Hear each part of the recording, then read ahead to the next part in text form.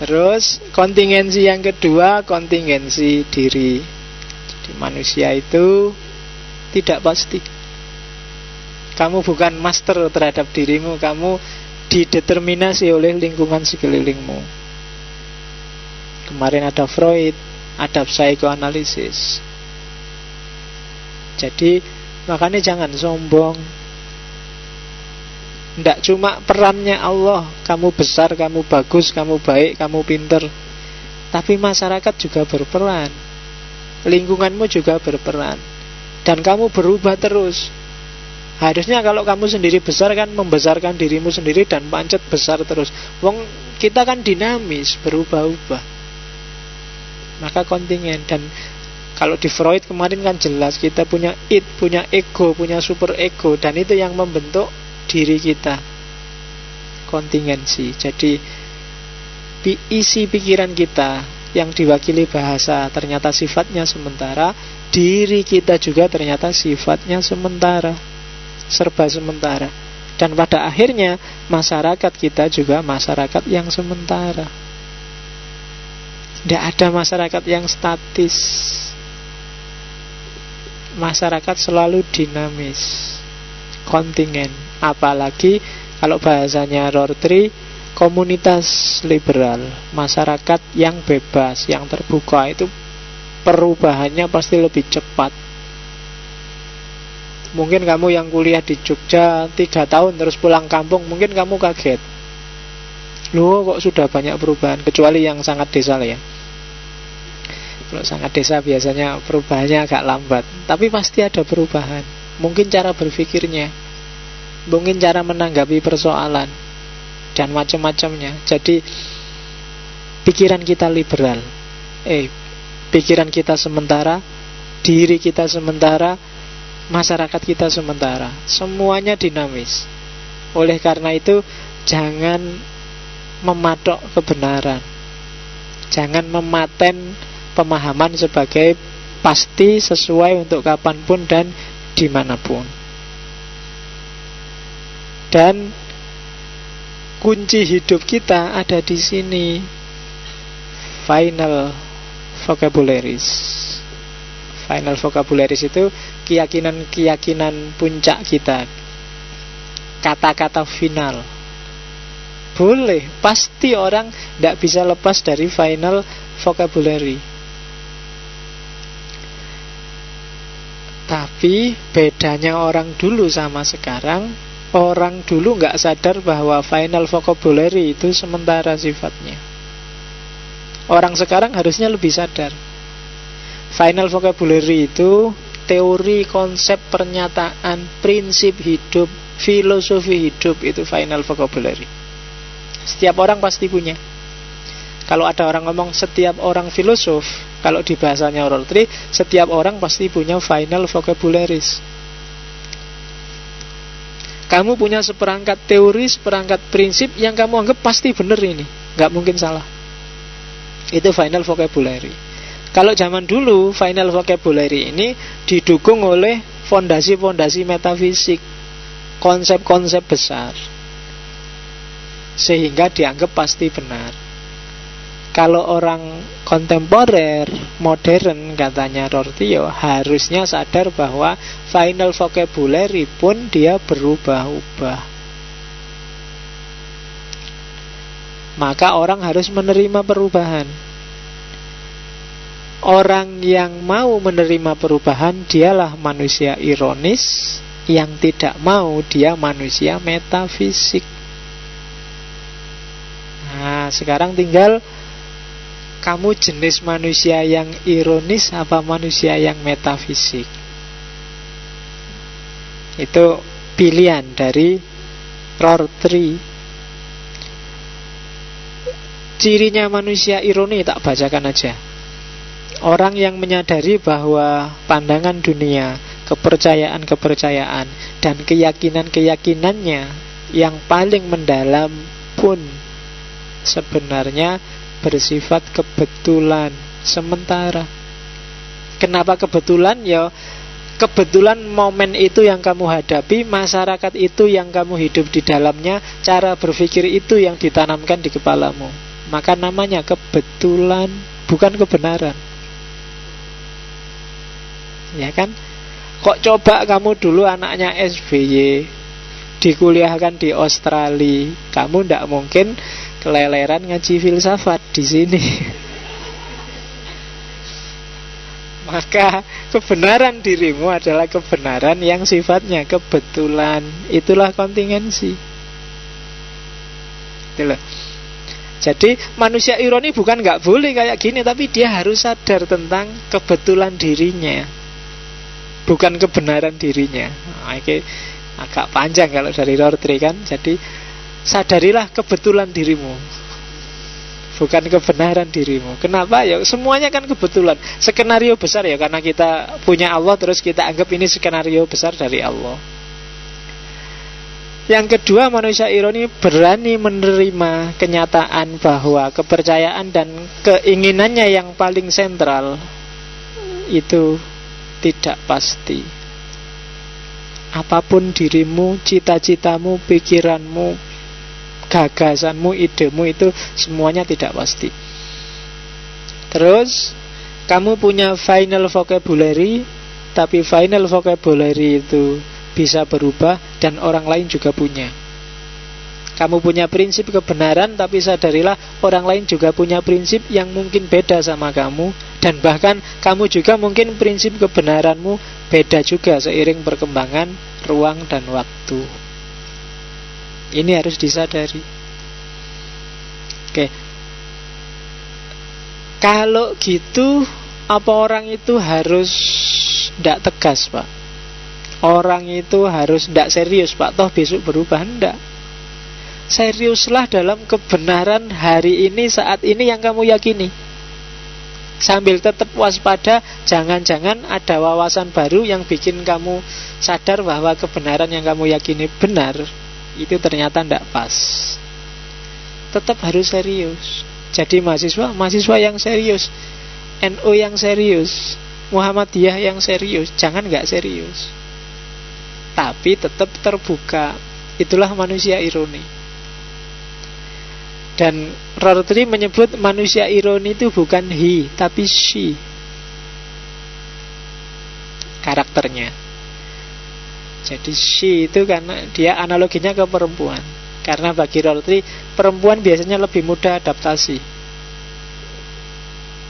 lebih mudah, lebih lentur daripada laki-laki.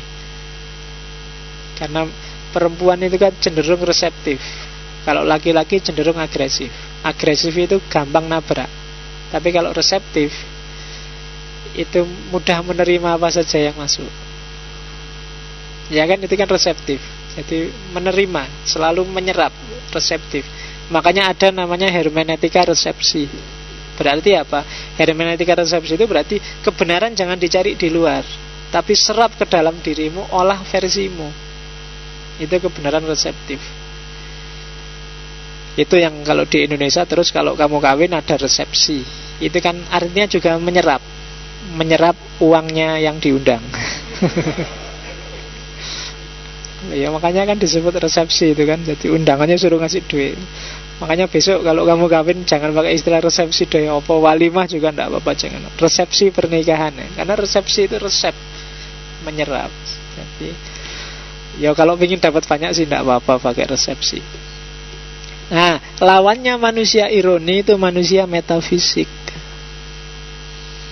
Jadi manusia metafisik itu biasanya yang ditanyakan apa hakikatnya, apa kebenaran itu, mana eksistensi, mana esensi, apa hubungannya etika sama iman, apa pokoknya sing objektif dan besar-besar. Itu manusia metafisik. Agama, pokoknya wacana-wacana besar universal yang tidak tegas jawabannya, tidak jelas praksisnya, itu disebut manusia metafisik. Ya jawabannya ya tidak jelas. Maka jangan terjebak dengan metafisika. Kan banyak kan di antara kita yang sering kalau ngomong pakai wacana-wacana besar, wacana-wacana universal. Kalau katanya Rorty, ya bagus sih didengarkan, tapi nggak ada gunanya. Praksisnya nggak jelas. jadi anak soleh, kita harus bertakwa pada Allah. Kita kadang-kadang lah terus harus ngapain? Kita kan sering berhenti di wacana-wacana besar. Itu kalau kita sibuk tiap hari dengan ini, akhirnya kita diam, nggak gerak. Maka katanya Roti, kita harus ironik, tidak metafisik. Hidup di dunia nyata secara pragmatis. Itu bedanya ini. Kalau manusia metafisik itu fokusnya mencari kebenaran. Kalau manusia ironis enggak. Bukan urusan kebenaran tapi urusan pragmatis. Menghindari kekeliruan, melawan kekejaman. Karena bagi Rorty, satu-satunya kejahatan yang tidak bisa dicari tandingannya itu kekejaman. Orang boleh ngapain aja asal jangan kejam. Wow, itu kan agak panjang itu persoalannya. Pak, tawuran boleh nggak Pak? Boleh kamu tawuran, pukul-pukulan, tapi jangan kejam ya. Dan solusi etis kalau di Rorty itu sebenarnya satu, moralitas akan beres kalau orang tidak kejam. Itu aja. Berarti kalau ada orang minta-minta nggak saya kasih, boleh ya Pak? Boleh, tapi itu kejam loh. Berarti saya boleh mukuli saudara saya Pak? Boleh, tapi itu kejam.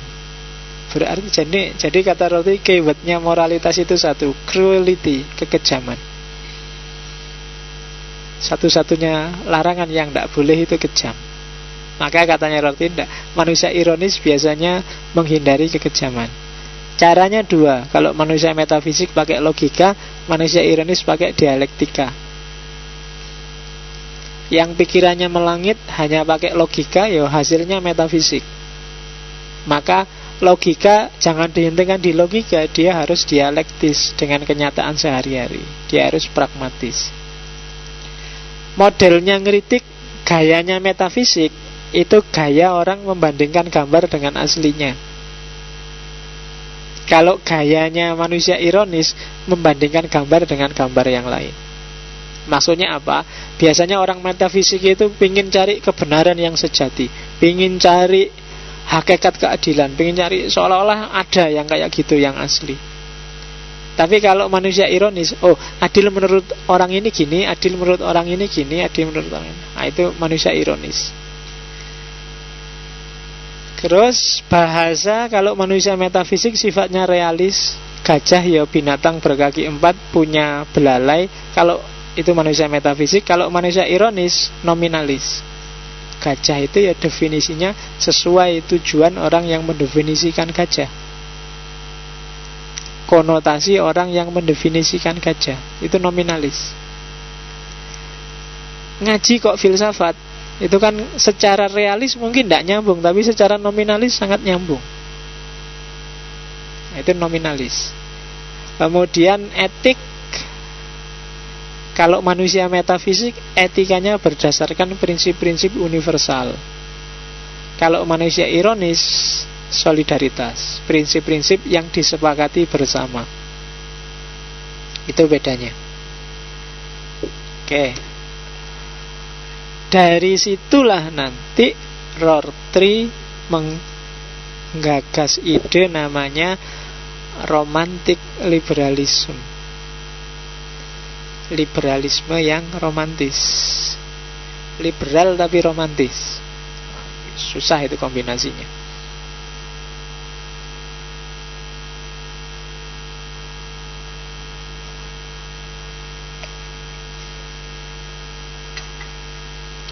Perlu dicatat, Rorty tidak setuju dengan ideologi yang namanya liberalisme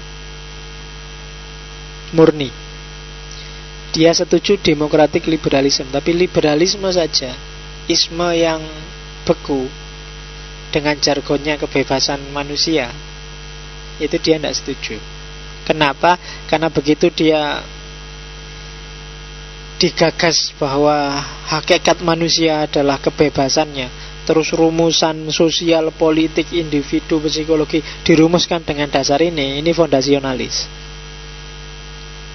Manusia itu bebas Tapi kebebasan sendiri bukan fondasi. Karena ekspresi dari kebebasan itu hakikatnya bukan sakarepmu dhewe, tapi mana yang disepakati oleh masyarakatmu. Makanya dia lebih setuju secara politik terhadap demokrasi liberal. Jadi liberal sih bebas, tapi sifatnya demokratis. Kalau demokratis kan berdasarkan kesepakatan, kemufakatan suara terbanyak. Jadi secara sosial dia tidak setuju negara liberal, tapi setuju negara yang demokrat liberal. Saya tidak tahu demokrat di Indonesia itu demokrat liberal atau demokrat. Kalau di Indonesia itu namanya beda-beda tapi isinya podo. Cariin apa bedane demokrat karo Golkar karo PDI karo kayaknya beda tapi jan-jane podo. Itu Indonesia. Ya ADART-nya sama. Prinsip visi tersembunyinya sama. Mencari keuntungan yang sebesar-besarnya dengan usaha yang sekecil-kecilnya dan sangat ekonomis. Romantic liberalism itu adalah satu masyarakat yang manusia-manusianya adalah manusia ironi secara individual, dan secara sosial adalah masyarakat yang solider, bukan masyarakat yang soliter. Kalau soliter itu penyendiri, kalau solider itu komunal. Jadi kamu harus jadi sosok yang ironis, dan masyarakatmu harus masyarakat yang berstruktur solidaritas. Itulah ideal yang diimpikan oleh Rorty. Masyarakat yang solider itu apa sih? Masyarakat yang bisa membedakan antara yang publik dengan yang privat. Masyarakat yang ngerti ranah, tidak dicampur. Ini urusanku, ini urusan bersama. Cirinya itu. Ranah privat itu misalnya baca buku agar wawasanku luas dan aku jadi tidak sadis, tidak kejam. Itu privat. Tapi aku ingin baca buku, wawasanku luas biar nanti jadi orang yang bebas, yang otonom, yang bermanfaat buat masyarakat. Itu ranah publik. Dan hidupmu harus pintar membaca beda ini. Mana ranah privat, mana ranah publik, mana pengembangan diri, mana pengabdian diri. Harus jalan bareng-bareng. Jangan ditunggu, Pak, sekarang saya mahasiswa, Pak, fokusnya pengembangan saja. Enggak. Meskipun kamu mahasiswa kan kamu sudah isi sesuatu. Ya isimu kembangkan demi solidaritas bersama, untuk kepentingan sosial. Harus ada sisi pengabdiannya. Dan dua hal itu tidak terpisah. Tridharmanya perguruan tinggi itu bagi saya, yang pertama yang pendidikan itu maksudnya apa? Wawasanmu harus luas, termasuk penelitian. Dan yang terakhir pengabdian. Penelitian ini kan dalam rangka pengembangan diri maupun pengembangan keilmuan. Dan yang ketiga pengabdian. Nggak ada pengabdian, nggak ada gunanya ilmumu, nggak pragmatis. Lah ilmu saya filsafat, Pak, gunanya apa? Ya, banyak. Justru filsafat itu bisa macam-macam. Apalagi yang tidak filsafat. Filsafat itu kan ilmu langit. Ya bawalah yang langit itu ke bumi, ya kan? Pakai bahasa-bahasa bumi. Yang bikin filsafat mengerikan bagimu kan selama ini karena kamu merasa dia sangat langit. Oh, filsafat itu sangat bumi. Para filosof itu ngomong hidup kita sehari-hari, hidup mereka sehari-hari. Dia tidak merekayasa kenyataan. Beda sama biologi, sama fisika. Kalau mau pengembangan kan bikin rekayasa. Kalau filsafat itu enggak. Wis ditonton apa anane terus dijelaskan. Cuma itu aja. Kalau kamu pening baca pikiran-pikiran mereka, yo nonton dewe, dijelaskan sendiri. Pakai bahasamu. Pinjem istilah mereka, tidak apa-apa. Kan gitu aja. Pak, ideanya Plato, wis gampang. Ya wis gagasan yang pakai dirimu sendiri lah. Itu yang lebih nyaman.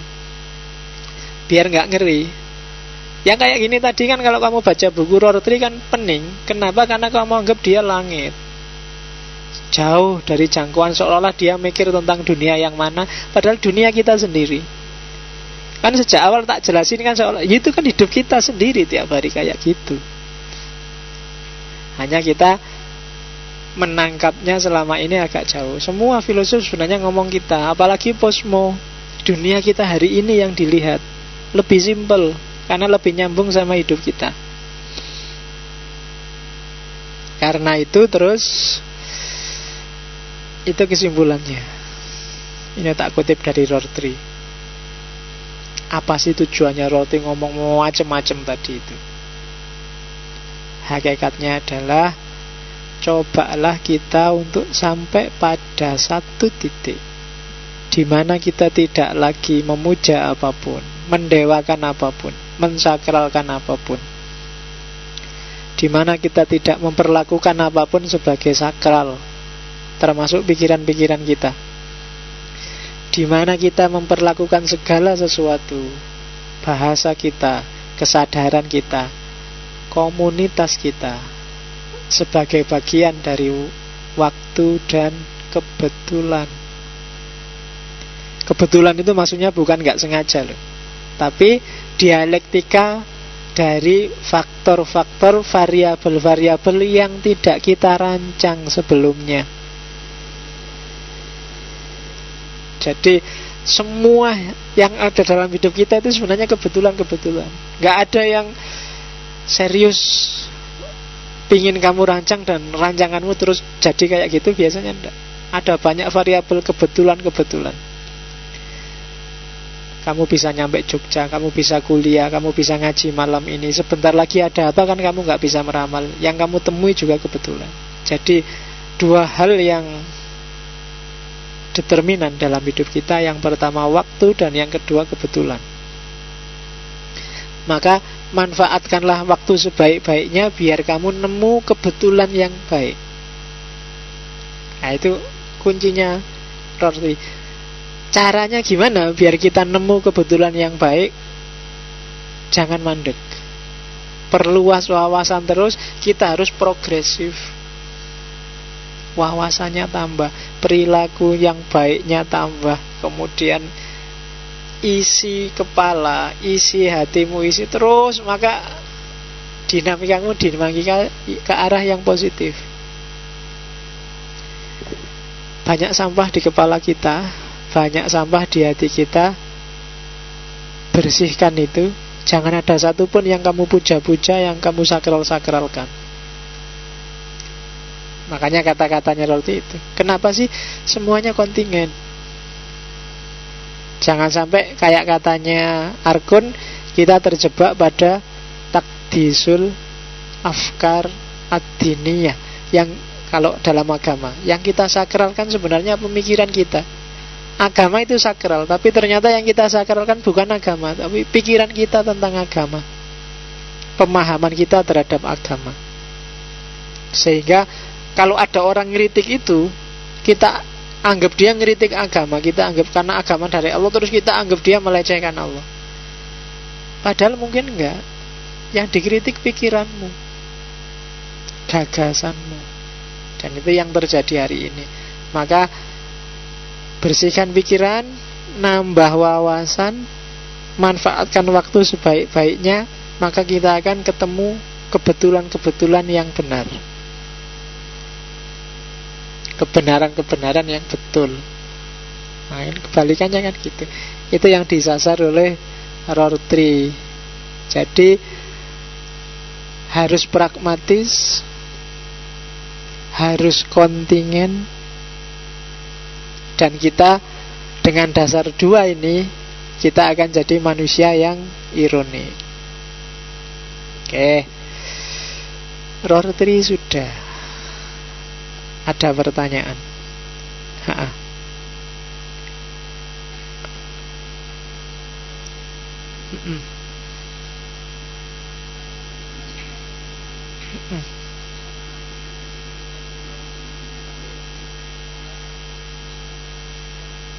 Mm-mm.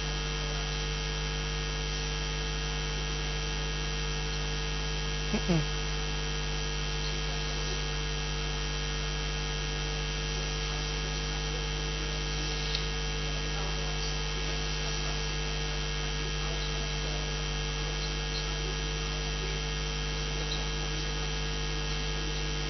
Mm-mm.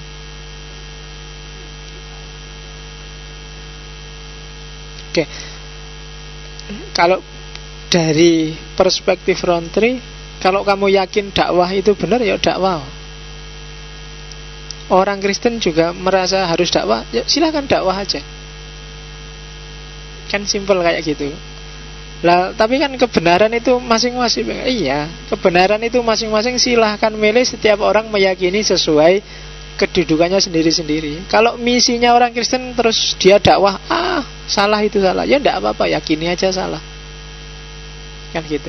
Dakwah itu hak mereka, tapi menerima atau menolak dakwah adalah hak kita yang didakwahi, kan gitu. Orang Kristen misi itu haknya mereka, kebenaran yang mereka yakini.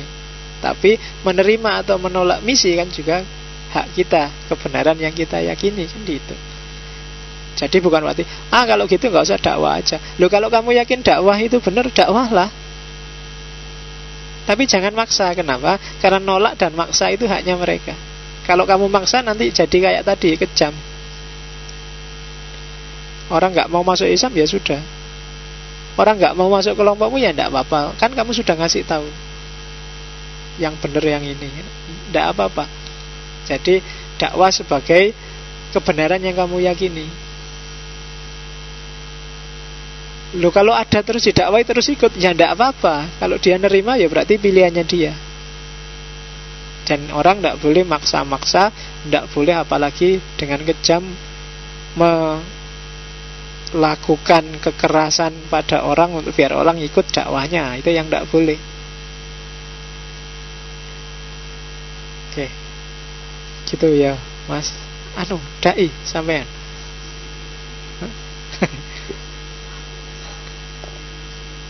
Heeh.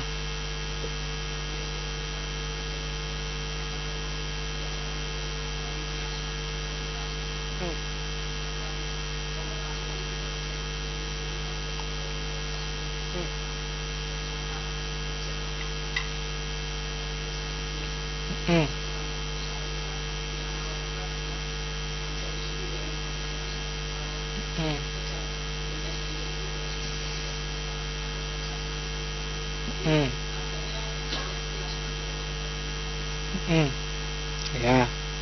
Dan katanya Rorty, yang operatif di masyarakat, yang konotasi.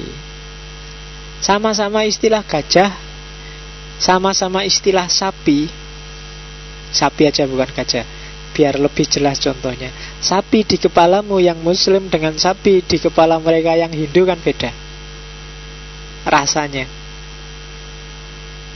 Kambing di kepalanya orang yang kolesterol tinggi, darah tinggi, yang sudah terancam stroke, dengan kambing di kepalamu yang masih seger kan beda. Bagimu kambing makanan enak ini, nyate sip. Tapi bagi yang darah tinggi, kolesterol tinggi, yang terancam stroke, begitu kambing, ini musuh besar ini, kan gitu. Sama istilahnya, tapi yang operatif di masyarakat itu konotasi. Laptop ini, laptop model baru nih, mereknya Dell misalnya. Tulisannya Dell memang. Ya kan? Tapi kamu yang ahli IT, apa gitu model baru, Pak? Itu sudah deso, Pak. Konotasinya beda. Hasil resepsiku terhadap laptop dengan resepsimu ternyata beda. Nah itu jadi, memang ada konotasi, ada denotasi. Konotasi itu, ya kalau bahasa manteknya itu kias dari denotasi. Tapi katanya Rorty, yang operatif di masyarakat itu makna konotasinya. Dalam hal apapun, gudeg bagi orang Jogja dengan bagi orang Jawa Timur beda loh tanggapannya. Kenapa? Karena yang di masyarakat konotasinya. Tidak sekedar, kalau maknya denotasi kan gudeg adalah sayur yang terbuat dari apa, dibikin apa, itu denotasi. Tapi yang beredar di masyarakat itu ndak itunya, tapi kesan pemahaman operasi konseptual mereka tentang makhluk yang namanya gudeg. Itu yang dimaksud oleh Rorty. Ada lagi?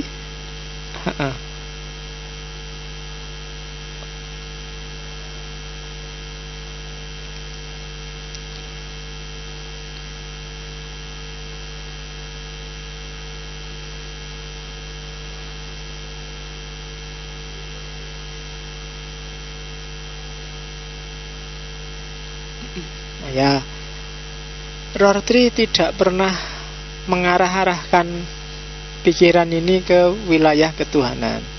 Cuma bisalah kita tarik-tarik ke sana. Karena mungkin Rorty agak jauh dari agama, sementara kita tiap hari bergumul dengan agama. Tapi modus berpikir orang biasanya mirip-mirip aja. Berhadapan dengan agama itu kan sebenarnya berhadapan dengan otoritas yang kita posisikan lebih di atas kita. Dan itu aja. Dan tidak ada dari sisi ini, mungkin orang yang beragama pun ada ke otoritas yang dia letakkan lebih dari dia. Maka bisa aja ini kita tarik-tarik ke agama. Misalnya kita ngomong itu kan memang tak terjemahkan sebagai sesuatu yang kudus, maksudnya sesuatu yang sakral. Kita posisikan kayak agama, kayak Tuhan. Orang yang paling sekuler, orang yang paling ateis pun kan ada yang dia sakralkan. Bahkan kita yang punya Tuhan pun kadang-kadang kan mensakralkan yang selain Tuhan. Ada yang mensakralkan uang, ada yang mensakralkan jabatan, ada yang mensakralkan mobil, ada yang mensakralkan. Nah, itu kan namanya ada yang dia sakralkan. Dari sisi ini orang ateis pun juga punya yang kayak gitu. Itu kan sehingga di Islam itu sangat diwanti-wanti, hati-hati loh, jangan menduakan Allah, karena manusia punya kecenderungan mensakralkan sesuatu. Nah, oleh Rorty, ayo kita belajar yang dalam, sedalam-dalamnya, seluas-luasnya wawasan kita, sampai pada titik tidak ada lagi yang kita tinggi-tinggikan, yang kita puja-puja, kita anggap pasti sebagai kebenaran yang tidak berubah. Karena semakin orang luas wawasannya kan semakin dia tidak gampang terjebak oleh sakralitas. Semakin kamu ngerti, oh ini sementara, oh ini tidak pasti, oh itu ternyata rahasianya gini, itu kan kamu semakin gak mensakralkan. Tapi semakin kamu gak paham, semakin kamu gak ngerti, kan semakin mensakralkan. Punya laptop aja, kalau kamu gak ngerti laptop, kan sangat kamu sakralkan. Temennya pakai, jangan dipegang-pegang, nanti kalau error gimana, mau kan gitu. Dia sangat sakral, nutup aja hati-hati pelan. Tapi yang ngerti laptop, ngerti punya wawasan tentang laptop, ya santai aja, diotak-atik, ditutup biasa aja, bahkan dibongkar-bongkar bisa aja. Tapi yang nggak ngerti, dia jadi sakral, disenggol temennya, dipejat-pejat, hati-hati loh, itu mahal lah, kan gitu. Nah, maka Rorty, ayo belajar sedalam-dalamnya sampai nggak ada lagi yang bisa kita sakral-sakralkan, karena kita sadar hakikatnya yang sementara. Nah, itu nilai religius dari kutipan Rorty ini, makanya tak ambil di sini. Meskipun dari mulutnya Rorty, tapi kalau di situ terkandung hikmah, kan lumayan kita ambil. Kan saya selalu bilang gitu, kita jelajah kemana-mana, kita ambili satu-satu hikmah dari mulutnya orang-orang besar di dunia ini, termasuk yang dari Amerika. Meskipun mungkin ada yang tidak suka Amerika, tidak apa-apa. Seperti tak bilang di awal, asal jangan benci Amerika, kan gitu aja. Tidak setuju Amerika, tidak apa-apa. Menolak Amerika, tidak apa-apa.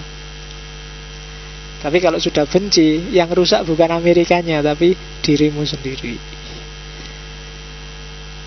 Oke, sudah ya, sudah jam 10. Minggu depan kita akan ketemu dengan Derrida. Saya tidak tahu sampai tokoh keberapa pusmu, yang penting sampai aku bosen pusmu ya. Ya, ukurannya aku lah. Gelem ora gelem ya ora apa-apa.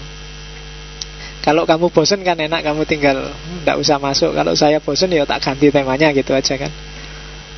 Oke.